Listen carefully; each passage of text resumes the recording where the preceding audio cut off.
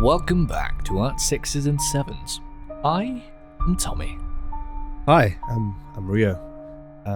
Today we're diving into the brutal, unsolved murders of the Keddie Cabin family. Now the thing is, when you said that, I always see Keddie Cabin.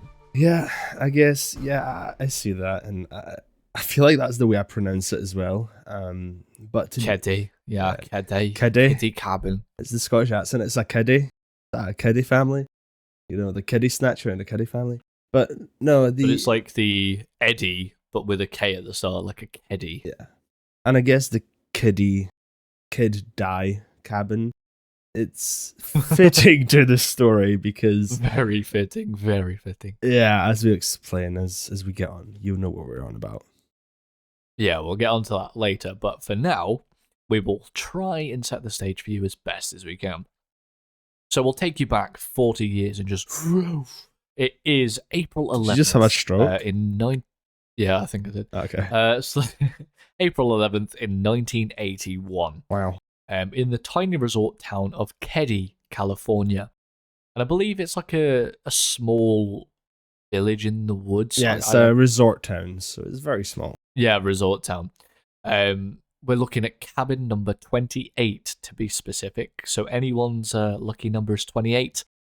Today will be your unlucky day. It was a quiet night. I think nothing out of the peculiar seemed to, happen. At least it was supposed to be, though. Yeah, of course. It's your typical peaceful night in the woods where nothing should happen, But in this case, something gruesome and tragic did happen. And who would have guessed on a true crime podcast that something would have happened? I know, right? Surprise. But this case itself remains one of the most chilling unsolved murder cases in the US history, not only because of how mind-boggling and crazy it is, but also because of the fact it could have been solved there and then if the job of the police force was done right. We'll get onto that later. Absolutely, we will cover everything we know. And spoiler alert, the case is still unsolved, and so please do not hold your breath for any satisfying happy ending, or just please don't hold your breath at all. Yeah, but most of these cases that we're kind of looking at, they don't really have a satisfying ending, and they're usually unsolved, but that's kind of what we're here for, just to kind of explore it and see if we, what people think about it. But absolutely. Let's get right into the gritty, shall we? Kind of explain the story and the whats, the whoos, the whoos, the who's, the wheres, the whys. All I heard was let's go and do the gritty, so I'm sitting here doing the gritty, Oh, for God's sake. You and your millennial brain. Listen, I'm literally like 2 months older than you. Which is even worse. Right. Anyway, at that night in the cabin, we're looking at, I think, a total of 7 people. Yeah. We figured it out to be.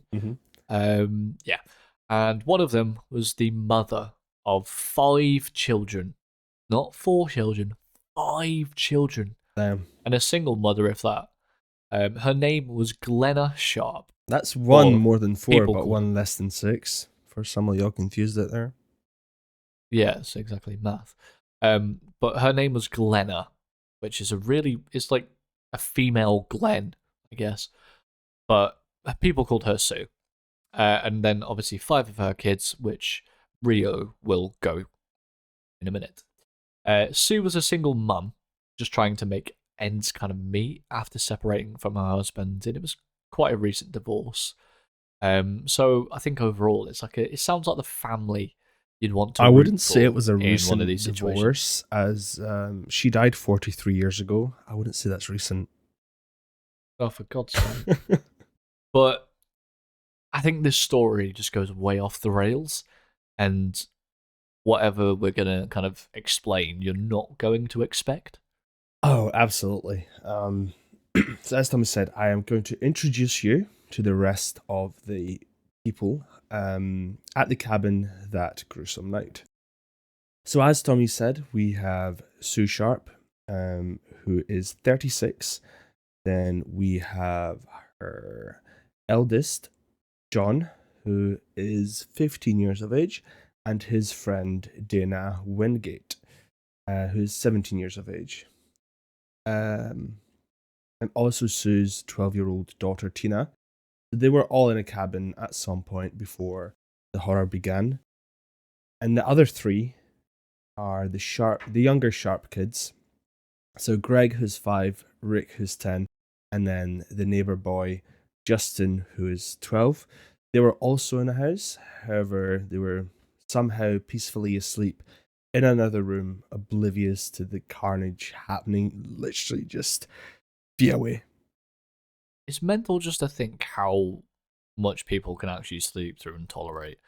Like, when you're knocked out, you can probably sleep through anything, but some people can awake through so many sounds, like cops or, I don't know, a knife stabbing into your mother's back. Like, But you also, obviously, all those children, 2 of them were friends, weren't they? Yes. Indeed. Yeah. And you missed one of the kids, actually. Oh, did I? Yeah. They were named Very Sharp. Oh my god. It was the knife. Yeah. Okay, sorry. We'll go into that a bit later, but you got to we'll get into really sharp later. Yeah. Yeah. You got to give it to the kids, though. Sleeping through anything amongst, everything that's happening, they slept through it all. Everyone wakes up if, you hear like a slight stepping outside your door. These kids slept through a whole entire crime scene. Oh, yeah. I feel like that's one of the things that would wake me up is my family getting brutally murdered. Oh, in the same house. I don't think it would wake me up, I'm not going to lie. Oh, you've slept through it already like 3 times or something? Yeah, maybe a 4th. Yeah, see, that's I can't fair. remember this time. It's just white noise to you. Exactly. It's just a casual Friday night. Yeah, it's like family murder, screams, blood spilling, white noise, same thing. Trivial murder party, yeah. So around 7 a.m. the next morning, the youngest boys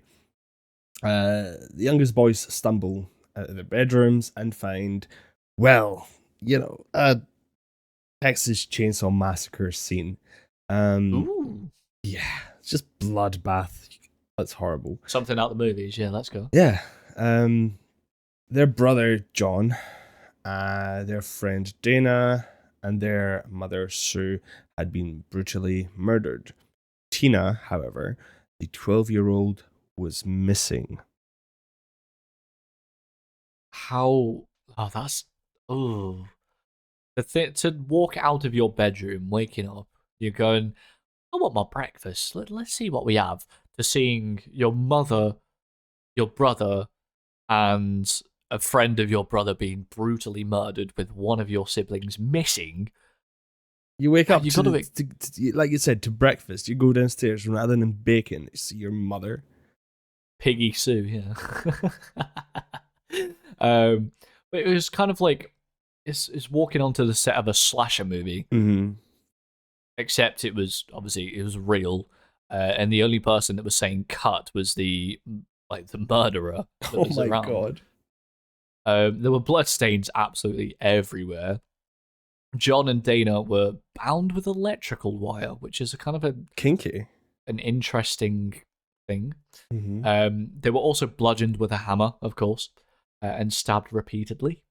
Sue herself, the mother, was gagged with bound and taped, but she was also stabbed and strangled.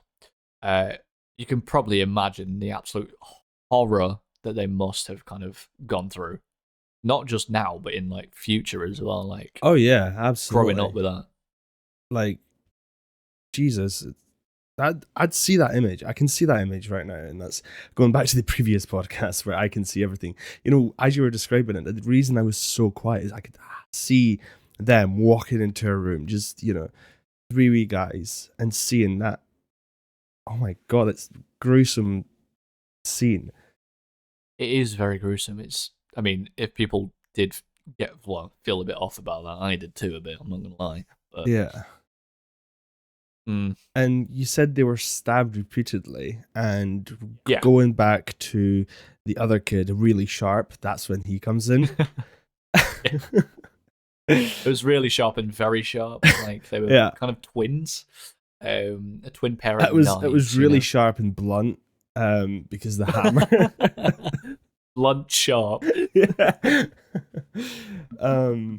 Anyways, get this, right? So despite how savage Yeah. the murders were, the three boys in the other room were completely untouched. The killer did not go anywhere Huh? near them. Somehow they were unharmed or even aware that anything had happened.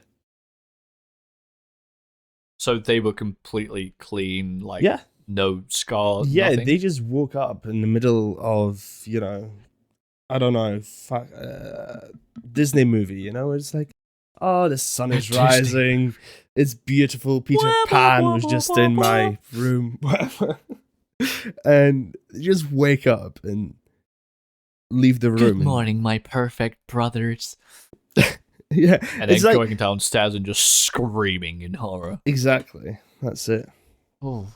I think it's like the killers themselves didn't even know they were there, or they just simply just didn't care. They went into the room and went, or the killer I knew draw the that line they were at there. young kids. The killer knew that they're there, and that's why they avoided them, because we're going to get into some suspects and why we think they might be suspects because of the untouched kids. Yeah, I know what you mean though. But I think that with a level of violence and kind of almost disarray, it feels like everyone in that house should have been a target. Oh yeah, absolutely. Not just certain family members or friends. Yeah. Like, what makes it stranger is that, the lack of clues. There was nothing left. Like, law enforcement didn't have much to go on. Actually, so law enforcement So law enforcement just ignored all the clues, kind of thing. That's why there was nothing. That makes it a bit. Yeah, the law enforcement said there were no fingerprints, no weapon left behind. Just pure confusion, which I guess is perfect with our theme here at Sixes and Sevens. But it also, suspected that some law enforcement officers may have been involved in covering up evidence. But thinking that the police and the department and everything would have been involved in the actual crime, could have they been the murderers? Could they have, The murderer might have not been a police officer, but the murderer might be, somebody quite high up within the community and is able to pay off or even have on his payroll, the police department. So they were kind of suspected themselves. Yeah, basically. Were they questioned at all? The police officers, no, why would they question themselves? Yeah. Well, you never know, like, who to at that point, don't you? Yeah, exactly. Anyone's a suspect within the vicinity. Yeah. I think the investigation was, and kind of still is, a complete dumpster fire. Oh yeah, absolutely. The crime scene was obviously tampered with. All the evidence was kind of mishandled, and like you said, to top it off, the whole department and the sheriff's department was suspiciously sluggish. Yeah, and like, sluggish is an understatement. It's like they showed up for work and said, you know what, let's wing it. Critical evidence was either overlooked or straight up ignored. And speaking of overlooked, Tina's disappearance wasn't immediately noticed. They were also so focused on the bodies in the living room that they didn't realize a whole person missing.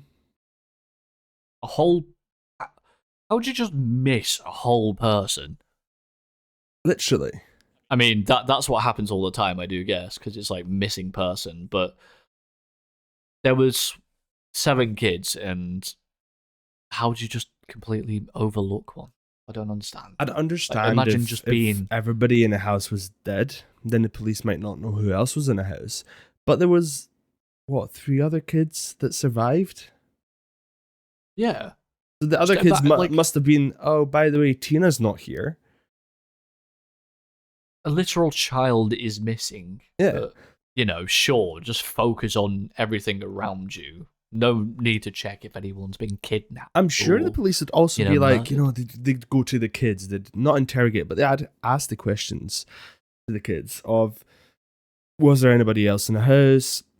Did somebody come into the house last night to talk to your mom? Do you hear anything? Yeah, they would ask them, was somebody else in the house with you? Because then they would suspect that person of the murder.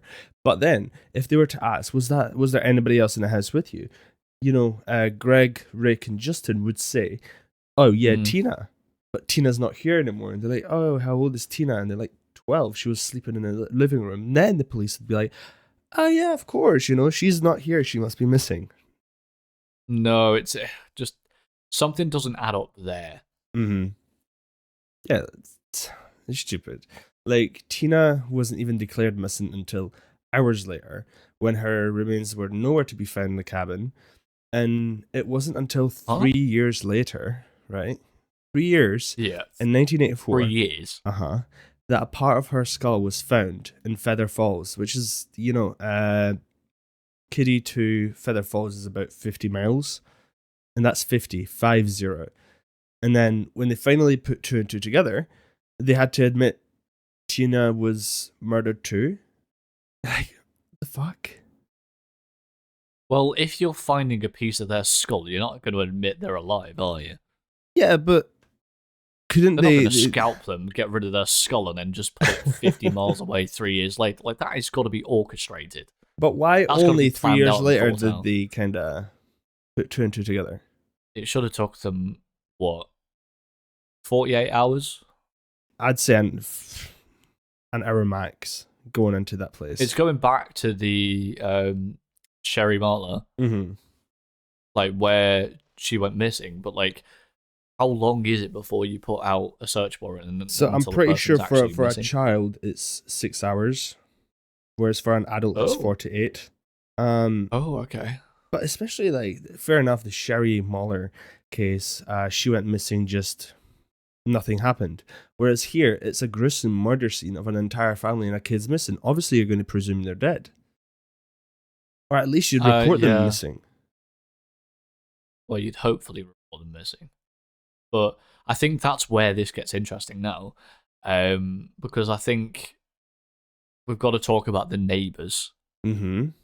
Obviously, this is a cabin, it's a resort place, isn't it? Yeah. And apparently some of them heard a couple of screams, heard, obviously, a lot of the events that happened that night. But do you know what they did? What? They did absolutely nothing. Hey, the only thing they probably as in, done, like, shut the curtains and just went on with the day. Yeah. Just average kind of like, oh, someone's getting murdered next door. Turn up the TV. That's their business to sort out. Huh. I mean, like, I get it, because nobody wants to be that neighbor who's, too nosy. But if you heard, blood-curdling screams, maybe pop your head out the window, just, kind of be that nosy person for a second, because, somebody might be getting murdered next door. I mean, if you heard it yourself, if you heard like a blood-curdling scream next door, what would you do? I'd probably say the Hail Mary 10 times and then call 999. Local authorities and go that someone just screamed next door. Please save me. Not them. Save me. Yeah, they're doomed already. They're done. Whereas I'm sitting they're here. Probably already dead. I'm sitting here. I get atheist reading the Bible. I fear that Satan's going to come up for me. Oh no, I'm sorry, not an atheist. I'm a Satanist. And I'm sitting even better. I fear that God's going to come for me. Rather than dear God, it's dear Satan, save me from God. Right. Getting back to it though. Yeah. There are several theories, including personal grudges, or I think there was a possible drug-related motive. Nice. Like, there's no clear consensus overall. Mm-hmm. And kind of another known fact, which is kind of put in the case file itself, is one of the key suspects, obviously, was Martin Smart, Hmm. which is the stepfather of Justin, which was, I think Justin was still alive, wasn't he? Yeah, he survived. Yeah.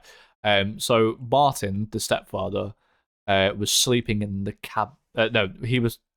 Justin was sleeping in the cabin. Hmm. Sorry, yeah. Now this guy Martin, uh, let's just say he wasn't really an upstanding citizen, and I Right. mean he had a sketchy past, included kind of alleged ties to organized crime, something like a mob boss or gang affiliation. Um, Not someone that you'd probably trust with a library card, Oh, let absolutely alone not. obviously a murder investigation. Do not let that man near our books. Let him near our children, but not near our books. Absolutely not. You draw the line at children. Yeah. Um, Going back to Mr. Smart, Mhm. let's not forget his good old buddy Bo Bed. Bo Bede. Bo Bobo Beads, is that like a hobbit? yeah, yeah, basically. Bobo Bead. Bilbo Baggins meets Bo Bede. That's the name within itself is a tongue twister. Yes, I Anyway, like it. but Mr. Bow and Martin were both staying together nearby and both had Hmm. some interesting behavior patterns, but they also had inconsistencies in their alibis and behavior after the murders. But Martin allegedly confessed to his therapist that he committed the murders, but the therapist kind of didn't report it to law enforcement until several years later. Yes. Yeah, it's that's what I mean when I said earlier that it's somebody that's kind of high up and that can pay people off. I feel like I don't know who Yeah, I Martin is guess. or Bo because we only have his nickname and his first name, so we don't know how organized crime. So they could have high up connections and paying people off. That's why they paid off the law enforcement allegedly, and now the therapist who didn't say anything until years later. And the full reason It's why just she said this it, must have been a really rich gang. oh yeah, like we don't know if it was a gang No. or if it was just the two of them that were very organized. He might have just started up an OnlyFans and did really well for himself. Or the You never know. therapist might have. Oh yeah. She was like, "Okay, you have to keep this on the down low." It's like almost. Yeah, I mean, you could have blackmailed her as well. Yeah, exactly. We don't know what was going behind the curtain. Um, but by the time that she did tell law enforcement, Mm-hmm. Martin Smart was already dead. Dead, pardon me. Which is very convenient. So I think it was like a until I die, you have to keep this secret, Yeah. or Or she was no longer threatened because he died. yeah, that is true. He couldn't kind of find her now. Mm-hmm. You never know; she might have had to move or get away from him somehow because she was being threatened, or yeah, even worse, Exactly. held captive almost. But imagine confessing to a murder and absolutely nobody. That's how messy this case overall was. And I think Bo had a record too, but then he just vanished completely off the radar not long after the murders. So it just sounds like a completely poorly written, sorry, mystery novel. It really Is it does. like the plot holes write themselves? Yeah. Like, welcome to Keddie Cabin 28. Tonight on Keddie Cabin 28, a murder. Who uh, would have guessed? Surprise. But the problem is the Very investigate. sharp. What are you doing here? Oh my god. Back to very sharp. Um, Investigators didn't exactly tie up those plot holes either. For example, the cabin had Hmm. bloodstains that didn't belong to the victims, and Huh? no one could ever figure out who they came from, which I find very Was it just stupid. ketchup? Like No, someone it just was squirted somebody ketchup on the else's walls, or blood, but the police decided not to do a DNA test or samples of it or anything, like there was even a bloody fingerprint on a handrail outside the cabin, and yet it was still never matched to anyone. That's even more disturbing. The killer left everything. He might as well left his bloody ID there because he left something more important, his DNA. So the case was solved if the police done their job. Unless it was like a mixture of bloods together that combined to make a new one. And still pull it apart. I mean, they could, yeah. I do agree there, but also at the same point, if you're in the same family, don't you have like some of the same blood genes? Mm-hmm. So if they combine together, would it be the same person or would it only be one of them? It kind of like that raises a question for me. It's like ketchup and mustard, right? When you mix it together, a scientist can still tell you that it's ketchup and mustard. They're not going to say it's something else. But does it make ketchup mustard? I don't know. Does it make ketchup mustard? God. Does it though? But does it? Has it created something new, or is it two different things that are completely together? It's two different things. Yes, I think what another question that I had is about the electrical cords that was used to kind of tie up victims. They were perfectly cut, like almost precision surgical wise. Like someone had taken their kind of time and effort, which raises obviously loads of questions like why? Is it just a random act of violence? Was it methodical? Was it, were they wanting to send a message?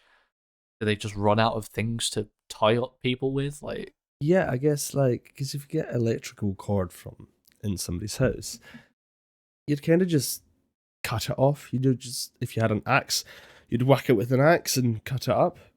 So it wouldn't be perfectly cut. So he must have really taken the time to cut every single cord. Ooh, yeah, that does make... Yeah.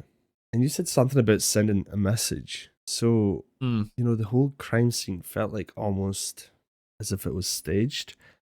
So some say it was too chaotic. Exactly.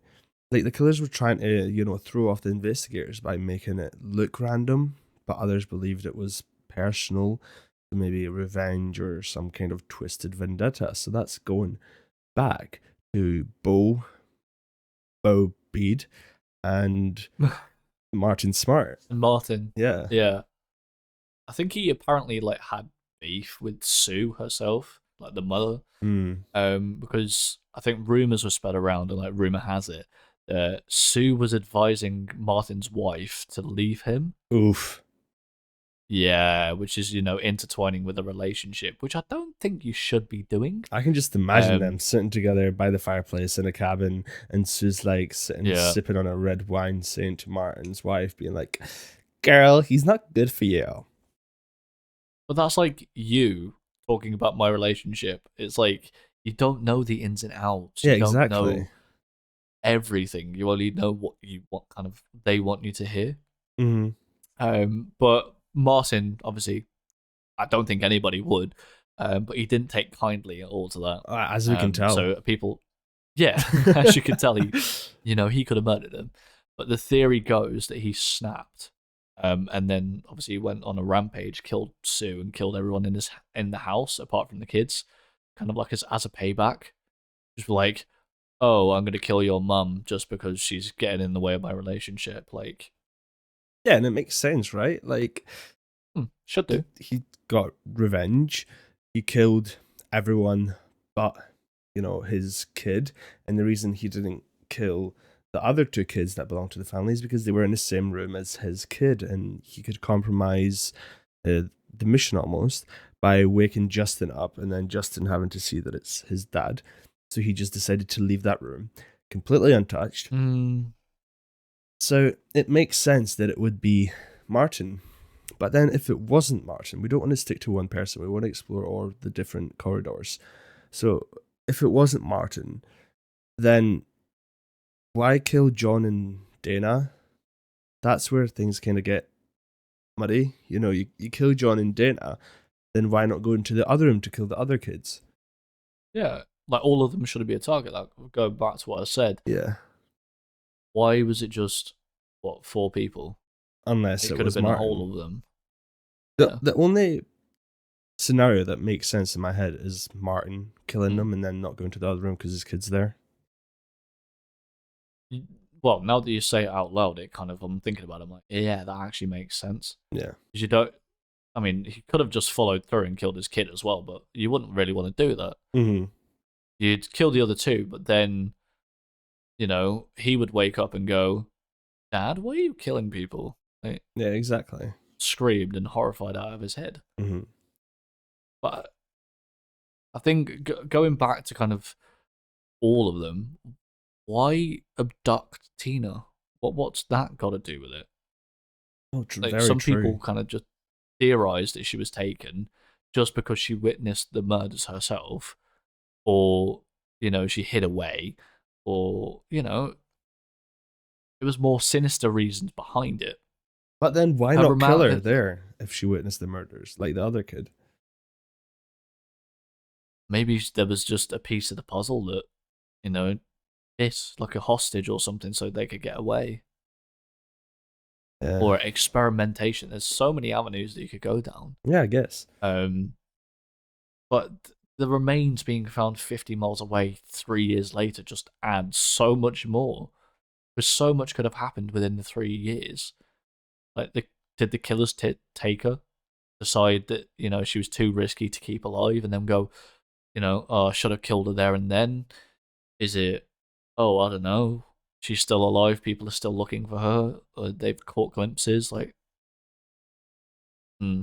Yeah, because I guess in a case file that we used for research, it didn't really say anything about how long she had been dead by the time they find her remains. I guess she must have been dead for a while, so I don't think she was alive for those 3 years. Because her skull was No. found. So I'm guessing she was killed not long after the actual murders. So I don't think they had much time with her. That's another thing. Why just the skull? It could Right. have been, I don't know, it could have been the brain matter. It could have been a leg. It could have been an arm. Why the skull? I guess we may never know. Um, but we do know is that this case remains a tangled mess of loose ends. And over the years, new evidence has surfaced, but nothing has brought us closer to solving the murders. It's been over 40 Hmm. years, and we're still left scratching our heads. Oh no, I was literally scratching my head throughout most of this episode because there's a lot of things which don't add up. Oh, yeah. Now I want to understand a bit more, but you can't because you know the kids are dead, the mother's dead, Yeah, and the police officers, the department are terrible. you never know. Some um, nowadays, somebody might reopen the case and decide to look into it again, and they might help the case, they might solve the case, or I don't know. But we can never give up on cases like this, and hopefully, people keep doing everything they can to Mm. reopen these kind of cases. Well, you get me on to my next point, which is um, investigators themselves, Mm-hmm. so not the department, like completely new people, reopened the case kind of uh, 11 years ago in 2013, All which right. is Okay. quite recent. Yeah. So 30 years later, they found a hammer in a pond near Keddie, Oh wow. which was believed to be used in one of the murders, one of the bludgeonings. Mm-hmm. But like everything else in this case, it just leads to more questions than it does with answers. It just goes, instead of saying, oh, this is a hammer, this was used for this, it was, oh, we've just found a hammer. Why was it used? Where was it used? When was it used? Who used it? Like this. Why is it in this exact pond? Why is it dumped? Well, one answer reveals 60 questions. Is this just a hammer that some random crackhead threw in the pond? Yeah. But honestly, if it were up to me, the Keddie Cabin 28 feels like it belongs in a Twilight Zone episode. Just when you think Yeah. you're getting close to an answer, something throws you back into the lip of confusion and frustration. It also does sound like a really, really good TV kind of name, I guess. TV show names like Keddie Cabin 28. It's like Oh yeah, I can see it like a cabin in the woods kind of vibe yeah, to yeah, it, yeah. where something new happens each time, but it's the same actors or same people. Like But Keddie Cabin 28, one cabin, many different. You know the Loki show where he goes into different. yes, What's it called? goes back in timelines and it's different. Like Yeah, oh, different it's like what timelines. if? So Yeah. So Keddie Cabin yeah, 28, the same cabin, different timelines, different murders, different evidence, different cases. Like that'd be such a cool. But it's like obviously the same actors as you said. It's the same family that stay there, but they get murdered different seems ways. like we just found a show to create, haven't we? I know, right? Brought to you by At Sixes and Sevens. Oh no, but what happened through like 1 to 27? Why is it 28? That's just the cabin It's gonna be number. Keddie Cabin. I know, but like episode 1, and then we get to 28, and then we do this murder. It's like, oh, funny. I guess. But yeah, going back to it, the most frustrating part of this case is the people who might know what really happened are dead. Yeah. The people who, well, they're either dead, missing, or they actually never came forward. Obviously, the therapist, they did come forward, but after years, so. And then, you know, if they manage to keep a therapist quiet for a few years, who else have they managed to keep quiet for more than just a few years? for life, Yeah. it's that. People might be in prison with all this information and not say anything. And even though that it could help them get their prison sentence, like Oh yeah, you know, did you reduced hear or something. about the guy? Was it a week ago or something that said that his cellmate confessed to the Madeleine McCann murder? It was all over like Sky News and everything. No, Yeah, that's the thing. yeah, a guy confessed to the Madeleine McCann murders, and they're looking into it. So he was actually arrested, I think, on the suspicion of killing Maddie. I don't know. He was in prison anyway, and he confessed to one of his cellmates that he actually did murder Maddie. And if he kind of asked if they can extract DNA from bones that such a long time afterwards. Anyway, we'll talk about this after the recording. It's very interesting. Yeah, no. Well, if people do want to know more about it, though, we might kind of put it on our Reddit, on our YouTube, and our links, which we'll always link below. Yeah. If you want to go and follow us on Reddit, it's r/@6s and7s.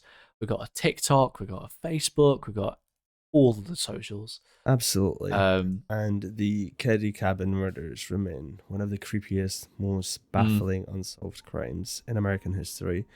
The lack of answers, the mishandled evidence, and the possible conspiracies, it's all enough to make you question everything. And that's kind of why I'm gonna do a funny here. We're left at 6s and 7s with this one. Absolutely. A cold case, a whole lot of chaos, murders, there's just so much to lean in on that we can't, because we'd probably go on for hours and hours and hours upon end. But no neat bow to tie it all up. Just the way we like it, I guess. But it is what it is, I guess, and that's all we have for today's episode. So we hope that we've left you sufficiently confused. As always, thank you for joining us in this wild ride through chaos and mystery. And until next time. If you do want to go and follow us, of course, go and follow our socials all below. There might not be a next episode. Will there, Rio? We never know, I guess. We might get murdered in a cabin. Is Very Sharp gonna do it?